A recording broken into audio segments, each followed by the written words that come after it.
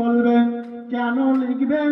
এই জন্য লিখবে, আল্লাহর নবী বলছেন হাদিসে কুদসিতে, স্বয়ং আল্লাহ রাব্বুল আলামিন বলছেন যে এই সিয়াম পালন, এই সিয়াম ফরজ আমি আল্লাহ আমার বান্দার উপরে আমি করেছি।